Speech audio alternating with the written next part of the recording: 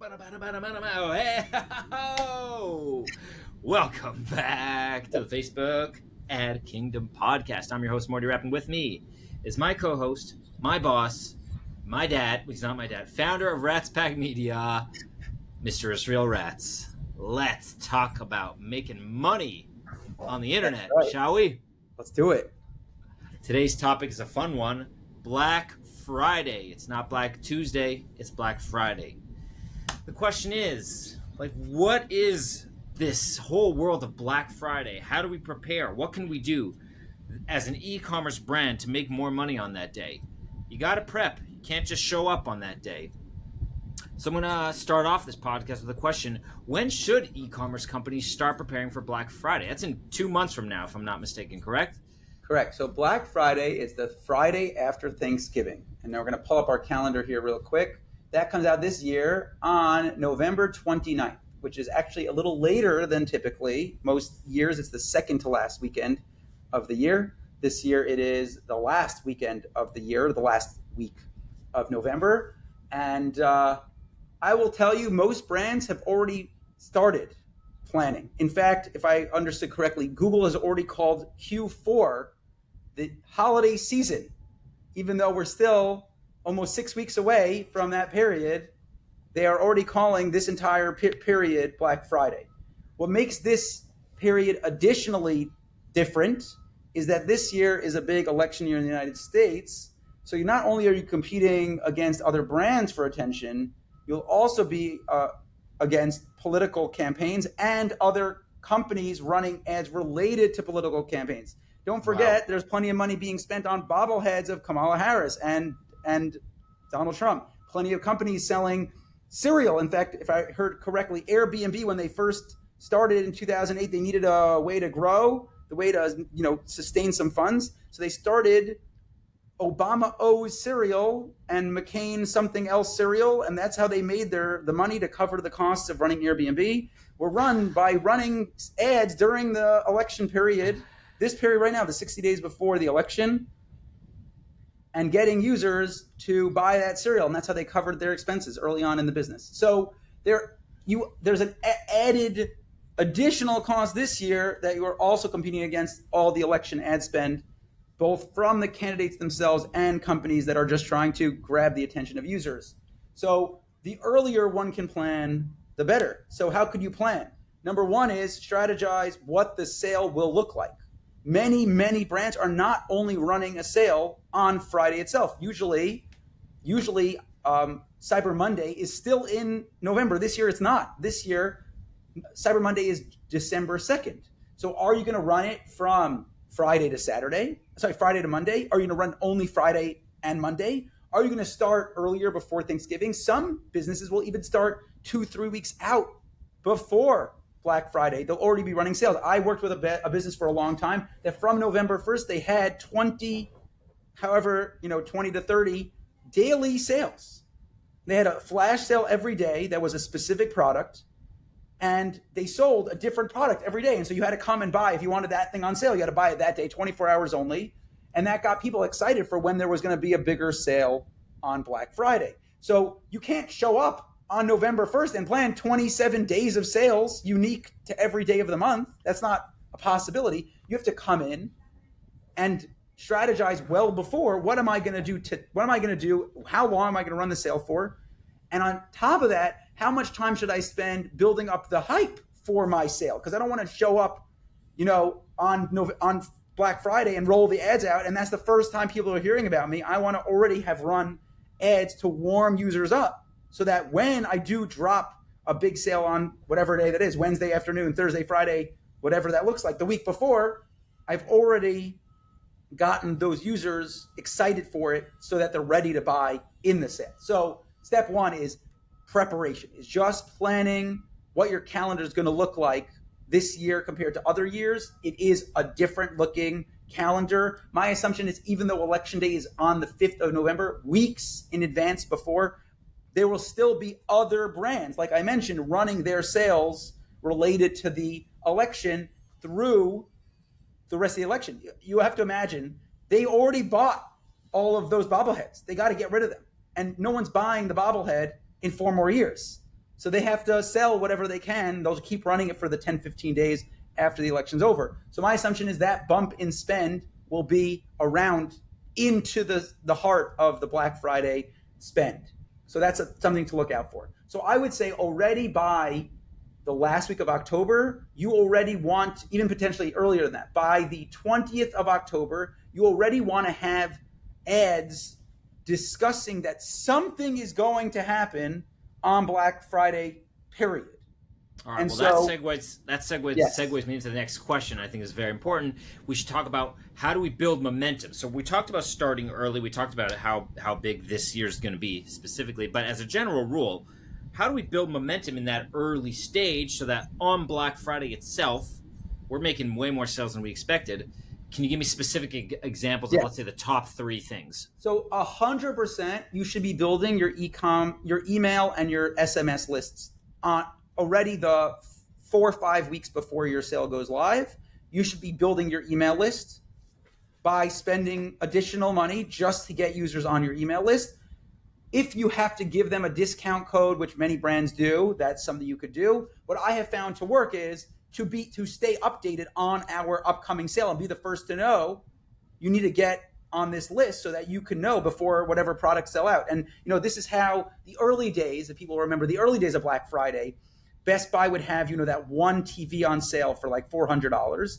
It wasn't that they sold everything on sale. It was a hand-picked series of products that were on sale. And they basically said, listen, we're only going to have in each store maybe 50 to 100 of this product. And that's it. That's what's available. And so that one thing is the thing that brought the people in at 3 o'clock in the morning on, after Thanksgiving. And then the people would go shopping as they regularly would. They're anyways coming for the holiday season. So we want to tell them, like, listen, we're going to sell some products, but we don't have enough stock of all of these products. So if you really want to make sure you're going to get it, you have to be the first in line. You have to be waiting to get it. So come sign up for the list. So again, depending on when you're starting your sale, if you're starting 2 weeks out before Black Friday, already by the week of October 20th, that's a month before your sale starts. So to have already be building that momentum, email and SMS. On top of that, any way that you could grow your list internally within social media. That means I would post one more time a week or one more time a day, if depending on your current organic posting schedule. To post one more time gets you that many more likes, comments, and shares on the organic post. To increase spend during that period, even though you would know that right now maybe people aren't buying. People are holding off at the tail end of October, early November, because they know there's a sale coming up. Why should I spend full price if I know there's a sale coming up?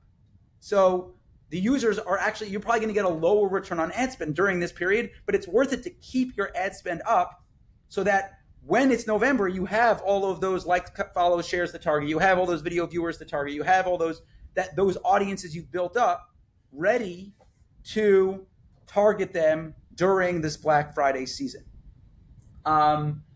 Then there's a tip that I will tell you I don't like doing. This is what I don't like doing. What Facebook would suggest you do, and we talked about this a lot, is they like to say that during this period, the month before, to run video view and landing page ads towards new customers. Get cold audiences to come to your website, targeting them for these video views and link clicks. And the reason I don't, which I've said a dozen times, is because I find the users of those that are being targeted are too low quality.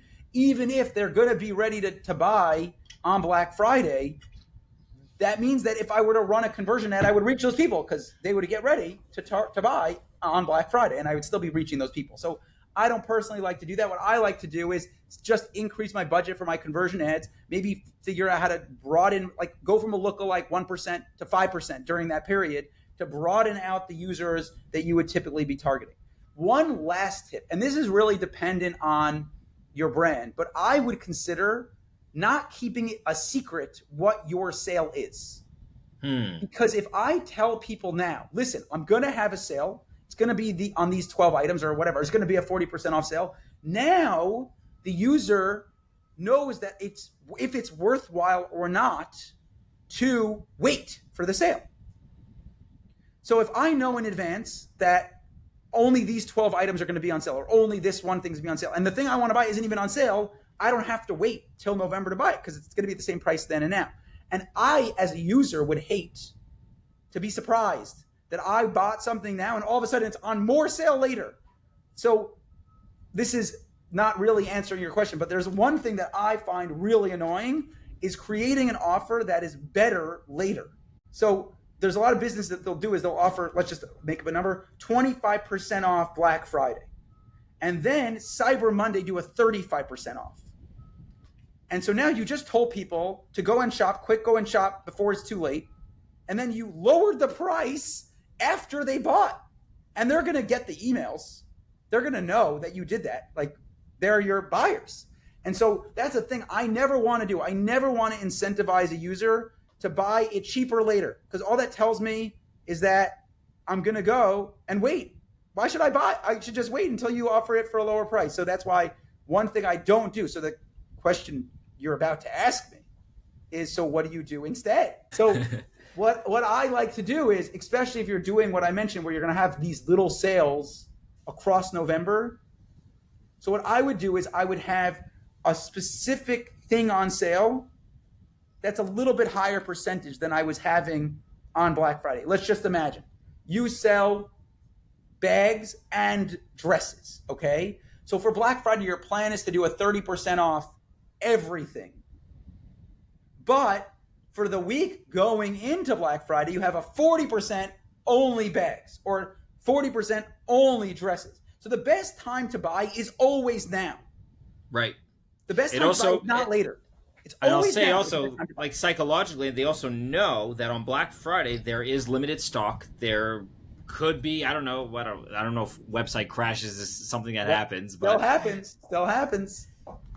So even still, it's like, okay, that 10% difference is worth it for me to buy just now. Now I just get it.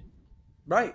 So just to plan those things where I never want a customer to buy and then think, man, I should have not bought. That's never a thing I want them to ever think about my brand. So I want to be transparent about when the sale's happening and what is happening on the sale so that it's not a surprise. And that means that they're incentivized to take action across that period as well. If the product that they're buying is on sale, maybe it's more on sale now than it's going to be on Black Friday because I'm offering just this one section of sales, belts only or whatever percentage off.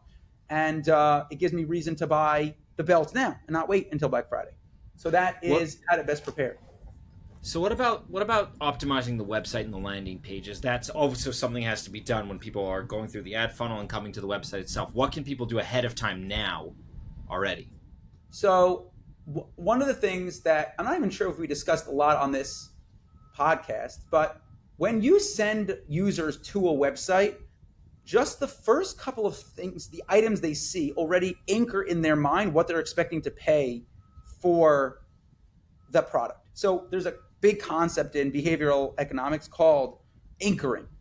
Mm-hmm. And what they found is that if a person just is brought to think about a number, that number sticks in their head. And it's a wild amount of research that they've done that it could be any reason why they see that number. So an example they gave, which has nothing to do with pricing, is they told the person to write the last 2 digits of their social security number down on a piece of paper. And so you imagine a person's social security number can be a random number going from 00 all the way up to 99.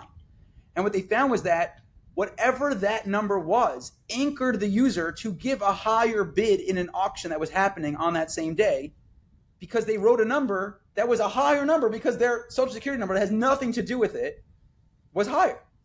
So by bringing a person onto a page and having them see a number, that already influences them what they should expect. So as an example, let's say you have a set of products that are all around the same price, and then you have like the beginner tools that are cheap. So like I met a company that was selling matcha tea, and so the tea was one price, but then like the bowl and the mixer, they're not as expensive as the tea. They're like this, $10, $15. So if that's the first item you see, that $10 mixer or the $3 shaker or the $5, all of a sudden your anchoring number is so low. Yep. Because you're seeing that number. Meanwhile, all of the matcha teas are $30, $40, $50, depending on whatever the sizing is. And so now you're thrown off because I was expecting it to be a low number because I saw a low number, and then I'm seeing a high number. So just the layout of that landing page can deeply influence how users shop on the page.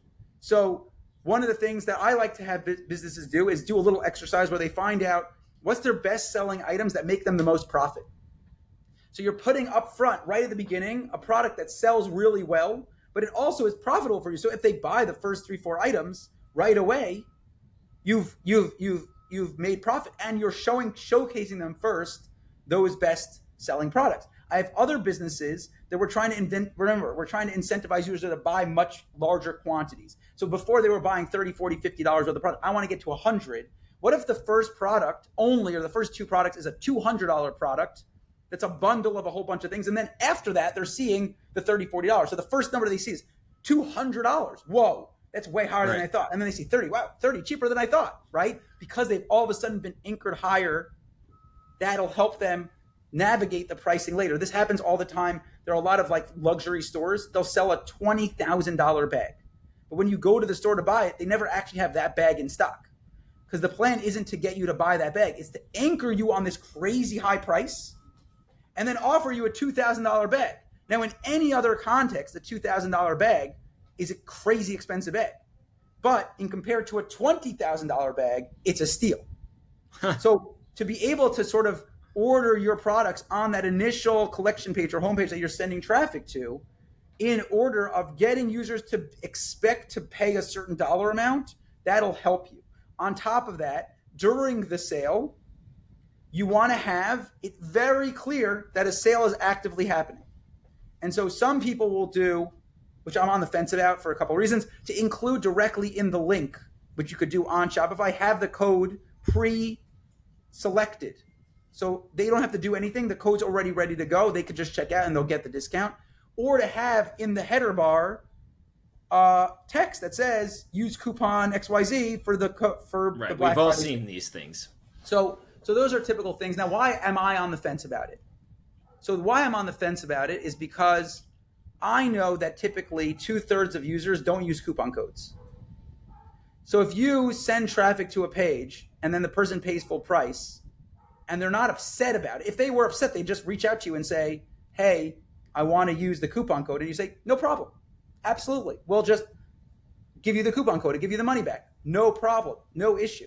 But I know that a lot of users just buy in full price and they just don't use the coupon. 2/3 of users, not a small number, a big number. Yeah, so it's a lot of people. Already added the coupon code, I lose out on all those sales that potentially would have been people that are happy to pay full price, even though there's a sale going on, because they just didn't know. They just came today. They were anyways looking to holiday shop. They didn't know there was a sale going on, so they just paid full price, and it didn't hurt them. And you just got to collect the same normal amount of money you would make anyways during that time. So that's why I'm on the fence about if I just directly include the link or if I make them put the code. But if you find that including the code on a big giant pop-up as the person enters the store gets them to buy more, you should probably include that code on the pop-up as the people enter the store. So having those pop-ups designed in advance, test them to make sure they don't break your website. That's the worst thing you could imagine if on Black Friday your website doesn't work because you added a pop-up to help people buy from you. So these are like technical preparations you could do on your site if you were to make a special landing page specific for this sales period. And this is, I mentioned already that company that did the daily sale, right? So they didn't make a new URL every day. They made a single URL for the entire November.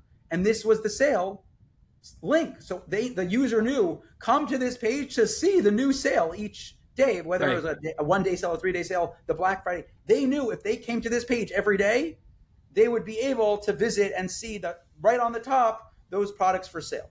Mm-hmm. The other preparation to make is to realize that if you aren't doing a site-wide sale with everything 40% off or something automatically, you want users to buy the other stuff.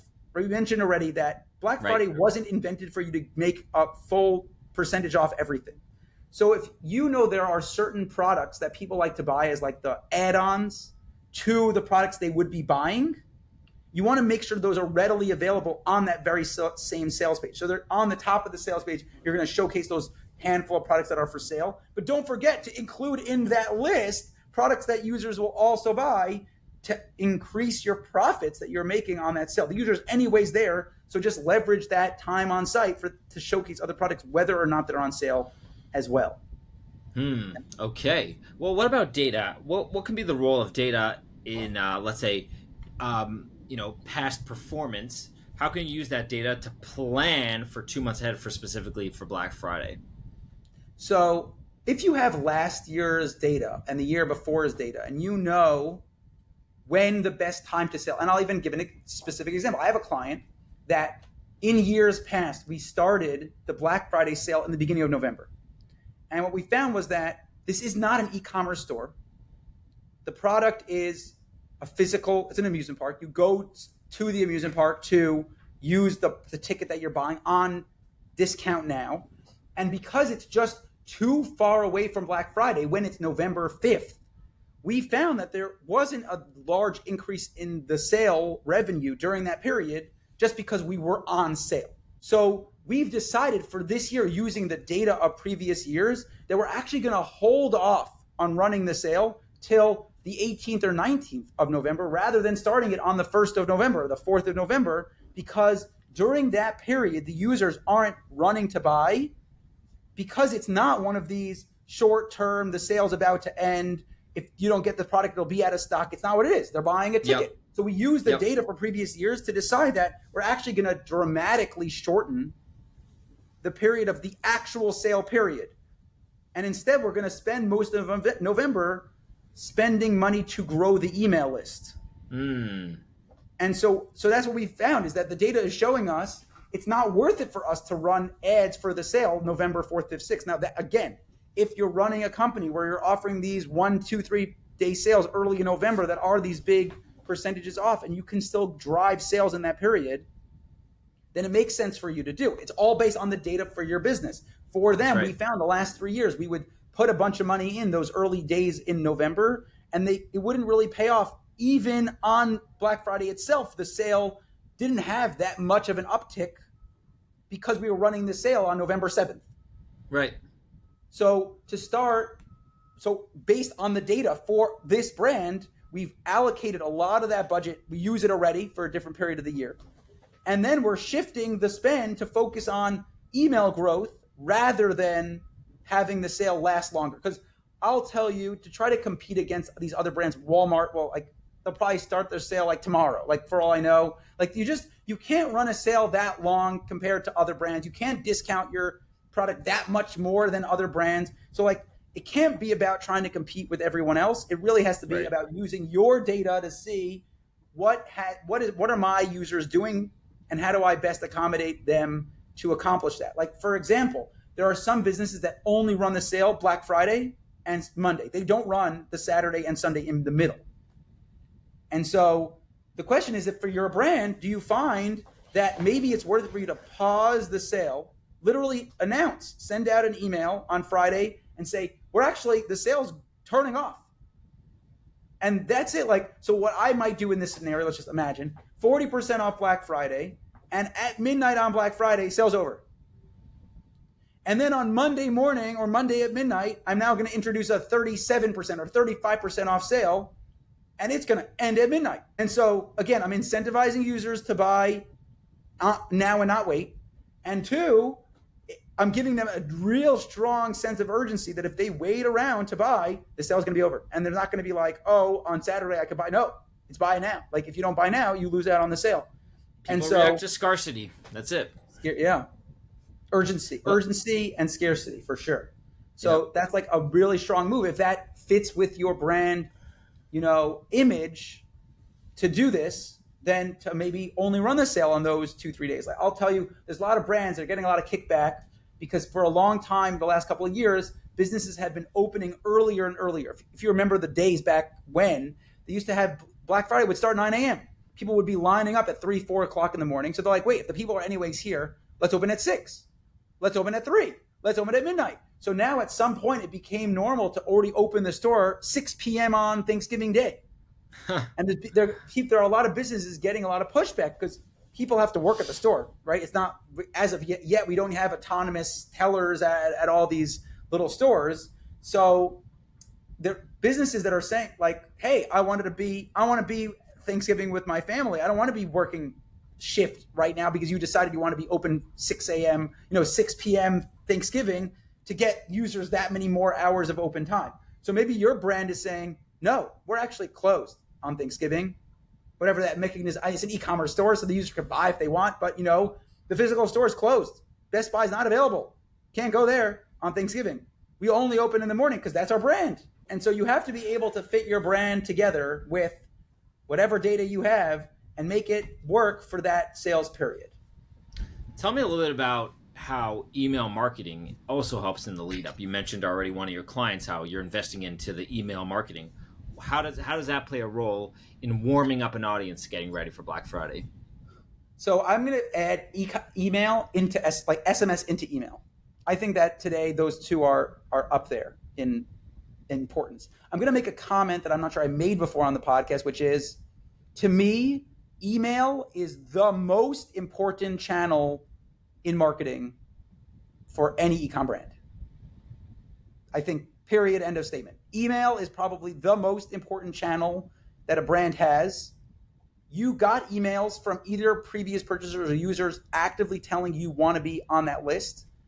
The open rate of an email, even today where email rates are down historically, and even though Apple gives this number and it's not true, Apple pre-opens all your emails. If you have a large percentage of email of people that are on Apple devices, your number probably says like 50%, but it's a lot. It's not actually 50%. It's just the bot opening the email. Don't get so excited. But real live email open rates today are like 10 to 12%. That's like pretty normal. It'll report 70%, 40%, but that's not really what's happening. It's really 10 to 12%. Even still, that number, which used to be 25, and I remember 40, like I know of email lists that had 40% open rates.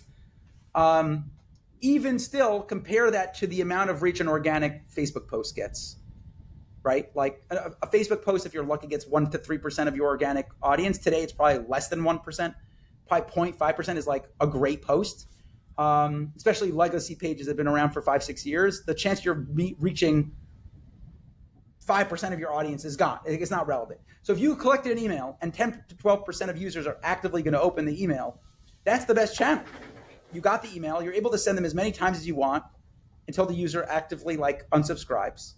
So that's an amazing channel. SMS today is what email was many years ago. I hear still about open rates on email, to SMS above 80%. So you imagine you've collected an SMS and the chance of them opening the text is above 80%. Can you imagine how valuable that person is? So for you to be able to talk to that person on email, you can send 5 emails. You can't really send 10 text messages over the course of a single day. That's a bit, I think that's also potentially crossing legal issues about how many times you can message people on SMS. But for sure to use that data, is a worthwhile thing to be sending out SMS, at least a handful of SMSs over the days. But on Black Friday, to collect emails before Black Friday, to have those people already used to getting emails leading up to Black Friday. You don't want it to be a surprise on Black Friday. We send emails, right? So you want to have some sort of email series set up already all year round. The user signs up on November 5th.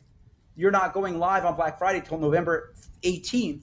You don't want radio silence for 13 days. That's a big waste. I also see, realistically speaking, if a user doesn't open an email of yours in the first 4 hours of receiving an email from you, meaning the very first email, they sign up for the list and they get an email that's just the acknowledgement email. If you haven't sent and had them open an email within those 4 hours, you probably lost them. They probably will never open an email from you ever. So that first couple of day period of the sign up period is still a time when you want to be sending them emails, even not related to Black Friday. Just think how great it would be for a week before Black Friday, you telling them for free, because you've already collected their email at that point, your brand story, what makes you unique, why you make the product. That's a really great thing to be telling people a week before you go on and have their biggest sale of the year. So for sure, you should be sending emails regularly. That doesn't mean 13 every day before Black Friday. And then when the sale launches, you want to say, hey, 4 hours before, we're about to launch our sale. Be ready in 4 hours. Why? Because they're going to open their email in the next 4 hours. Those 4 hours of when the sale goes live, you want to have an email sent so that they open it 2 hours before. Okay, I'm going to remember. And then when the sale goes live, then midday, and then like 3/4 into the day. And then there's a thing I heard from Moise Ali. I'm on the fence about how I feel about having this, but he used to say that the last 2 hours before the sale was over, he would send an email that said a specific number, but he would make up the number. He'd be like 327 remaining. And so in the headline, it would literally say 327 remaining of the product. Go and quickly and open it. Right? That'll get the user to open the email. But then if you actually have 10,000 left over, I don't know how I feel, because it's just like it probably works, right? It definitely works. Like it obviously, like psychologically, it obviously would do the job you want. But just like, I don't know how I feel about tricking users into buying, and then they come back tomorrow and you're still having the same sale and they're going 118 left, 73 left. Like I just don't know how I feel about that unless it's authentic. Like unless you really only have, like I have a client, they got a whole bunch of stock before Black Friday. The hope is to sell whatever it is, 20,000 units. And when 20,000 units are sold, they're going to be out of products. That's it. Just don't work. And like 8 weeks, you got to wait, and you're paying more because it's not on sale.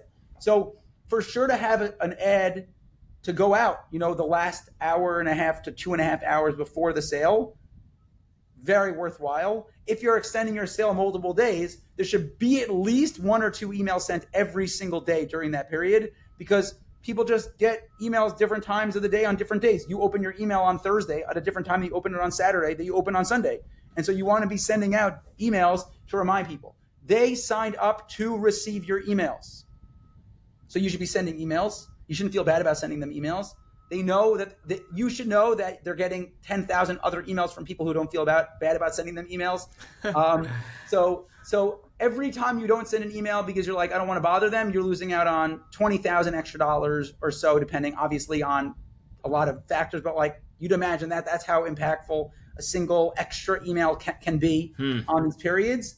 So 100% you should be collecting emails and SMS. You should be sending right when they sign up something to sort of get them in. Like we send emails, maybe have in that email, which a lot of brands do, like make sure to put us into your primary inbox so that you actually see our emails when we send them.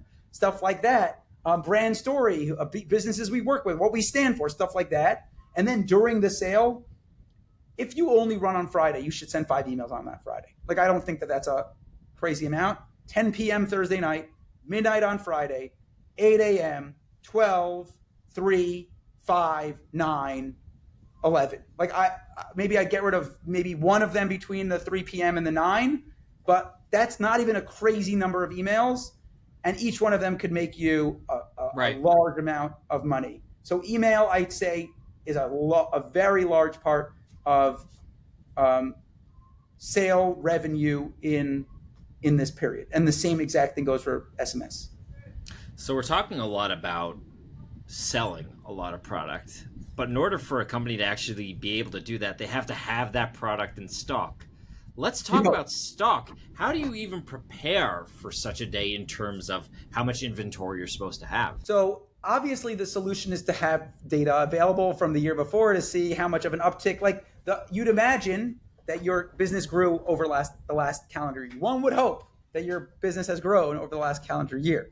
So you should, based on that growth, assume the same growth will happen during the Black Friday season. You want to have available an increased percentage. If you grew 10% from last year, the hope would be that you're selling at least 10% more during the Black Friday season than you would the year before. So if you magically acquired last year's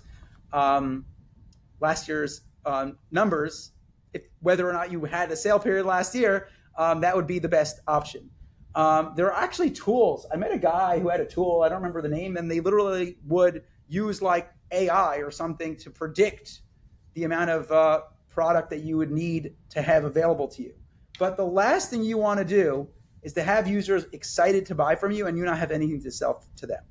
So if you're going to run out of product, which likely will happen for businesses, and you're not doing on broad everything on sale, maybe have on the ready a backup sale. So you're going to say, we're going to sell 40% off handbags, but then you're going to have available backpacks, right? You're going to have already the creative. You don't want to be running on Thursday afternoon to reach out to your developer. Hey, we ran out of handbags. We need to make a sale now. So we have stuff like have a backup sale if something goes wrong. And I would even do that if something goes right? Like I would say maybe have a backup handful of creatives available so that you can get people ready for something. Just who knows? Like I didn't get as many sales as I thought I was going to get on handbags. What if I just make it backpacks? It's already available for me to add that, the coupon code for it to work for backpacks. Would it be so difficult? And I already have the creative ready because the person made it. It doesn't take that much longer on Wednesday to be prepared for that possibility. So you just want to have that. But on Friday afternoon, when the guy's already off, you might not have that option to call up the designer and say, hey, we need another design. So how do I want to use my data? I want to know approximately what I'm going to spend on ads, what my typical return during typical sales periods are, so that I could at least guess in a range of what I would expect to sell. The last thing you want to be is out of stock on Black Friday. Like that sounds miserable to me. Maybe work out with your manufacturer how to have a backup, right? So let's just, as an example, anyways on Saturday, nothing shipping, right? Like nothing getting shipped on Saturday. So if you have a deal with your manufacturer, like I might be out of stock, but by Tuesday next week, you're going to have more product for me. Like it's going to be sitting in my warehouse available to me, and maybe have some sort of deal worked out with your manufacturer to have like on call the ability to get more stock. So even if you underestimate, you can continue selling through the weekend, maybe include in the email that it's going to be delayed 2 or 3 days, but have that at the ready to just continue selling to users, even though you don't currently on hand have product available. That's I think vitally important. That, like, can you imagine if I don't work with them, but imagine HexClad just runs out of pants. They just run out of pants. There's no more pants. Like there's no more pants for sale. So that their biggest sales period of the whole year, and there's nothing to sell. Like they're going to find something to sell. So they're going to figure out how to make more pans. And so that's exactly you. Like you sell dresses, you better have more dresses. Right, so there's a mathematical equation, like you mentioned. Basically, you take your data and you have a certain guesstimation, give yourself a margin of error, and that's how much you buy. There's the alternative, right, where you actually have your manufacturers kind of being prepared for that extra push right after. And then finally, like you said, if something does go wrong, ideally, I like the idea of selling out everything. That's a success to me on a Black Friday. Well, the problem is that Black Friday is only the beginning of the holiday season. Right, that's true. The thing is, it happens to be this year, Christmas and Hanukkah fall out on the same first day. The first candle lighting is actually the end of Christmas. It's the overlap of a couple of hours. But that means that everyone, versus other years where we had Hanukkah at the end of November, we had Hanukkah in the middle of December. This sales period, the holiday period, is the same for, I actually don't know when Kwanzaa is, so I can't actually confirm that. But for the average buying period, the month of December is still very much a holiday period. Black Friday is just the start of the holiday period. So if you sold out everything on November 29th and you still have 33 days till Christmas, it's not a great day to go out of stock. Wow, sounds like a very stressful period. Not only are the buyers stressed, the sellers are stressed, and the politicians are coming after you. It's the perfect storm. The perfect storm. But the good news is that already by early November, there will be someone that will be, hopefully they've counted all the votes by middle of November and they've picked a new president at that point. I just care about Black Friday. Let's get our priorities straight, okay? Let's talk about one last question here. What are the most common mistakes that businesses make on Black Friday prep, and how can they be avoided? Okay, number one, we want to be prepared for our stock. We said that already. Number two is we want to be prepared for our design. We said that already. Number three, we didn't schedule stuff in advance because you should not be thinking about when you're going to post your Friday post announcements on Friday. There are plenty of tools that you could use that will schedule your stories and your reels and your feeds and all that stuff to go live. There should not be a thought that's happening on Thursday afternoon or on Saturday morning. This should have happened a long time ago.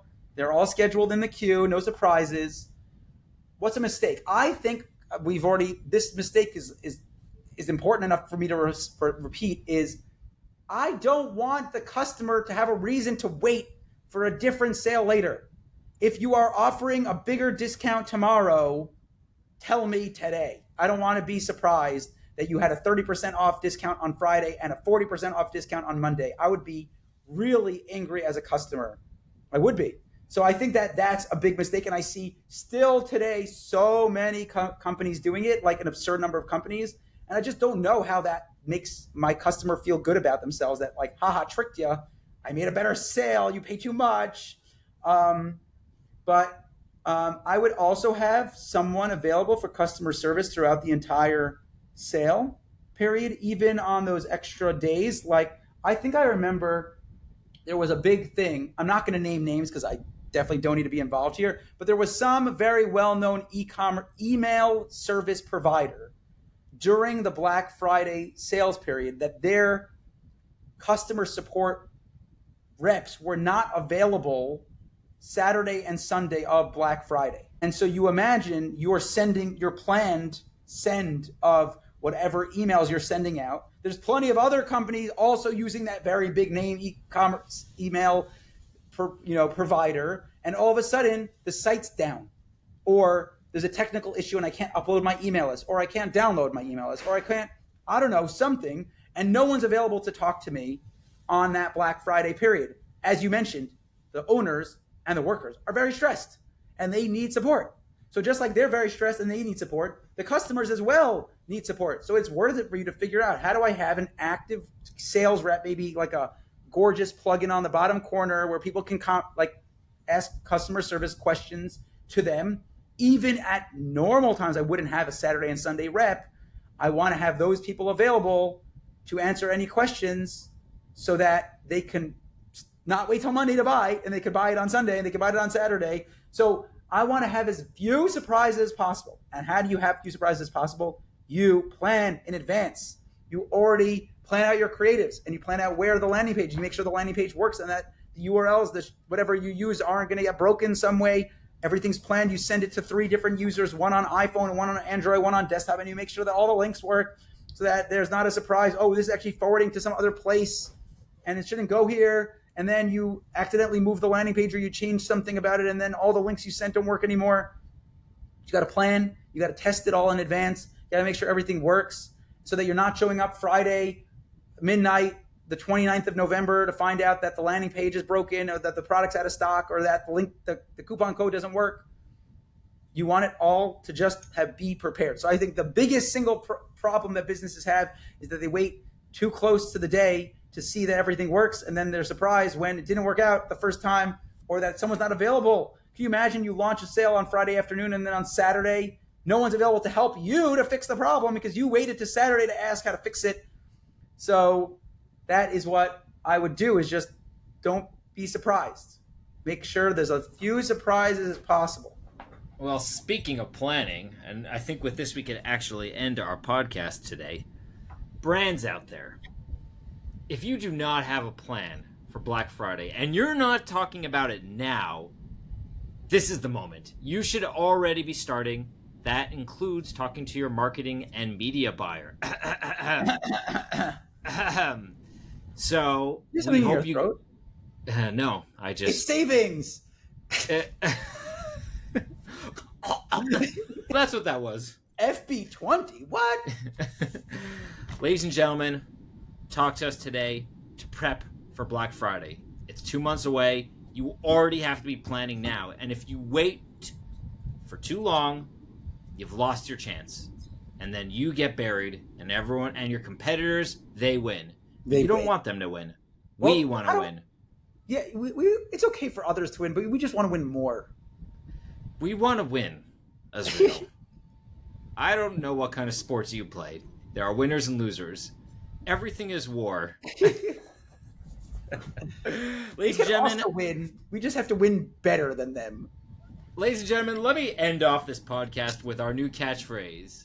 Let's make money. Is that it? That's a terrible catchphrase. Let's make some money. Let's try it again. Ladies and gentlemen, thank you for joining us. Let's make some money. See? Come out okay? Yeah, that sounded nice. All right.